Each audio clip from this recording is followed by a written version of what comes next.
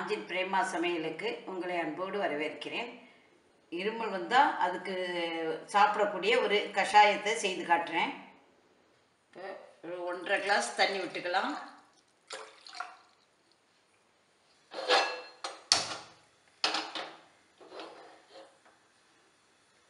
தண்ணி நல்லா கொதிக்கட்டும்.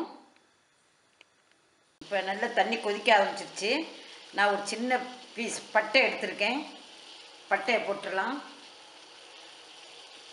நல்ல மிளகு ஒரு 5-6 நல்ல மிளகை நான் இப்படி 1-2 பொடிச்சு வச்சுருக்கேன். அதையும் போட்டுடலாம். கொஞ்சம் சுக்கு பொடி, கொஞ்சம் மஞ்சள் பொடி. இது நான் வீட்டிலே திரிச்ச மஞ்சள் பொடி. நல்லா கொதிக்கட்டும். ஒரு கொஞ்சம் தீயை கொஞ்சம் குறைச்சி வச்சுக்காங்க. அப்படியே இதில் 1 நிமிஷம் அப்படியே இருக்கட்டும். ஏன்னா அப்போ தான் இதில் உள்ள எசன்ஸ் எல்லாம் இறங்கும். நான் பனங்கற்கண்டு போடுவேன். தேவைன்னா உங்களுக்கு ஹனி விட்டுக்கலாம்.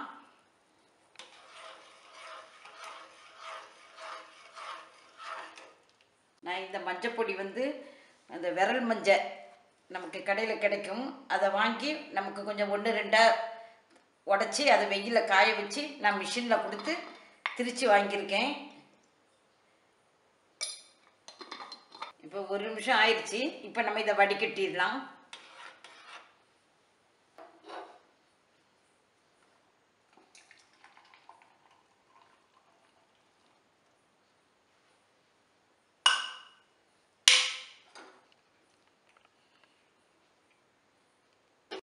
இருமல் கஷாயம் ரெடி ஆயிடுச்சு.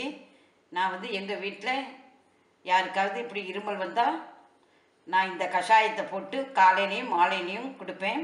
3 நாள் தொடர்ந்து சாப்பிட்டா சரியாயிடும்.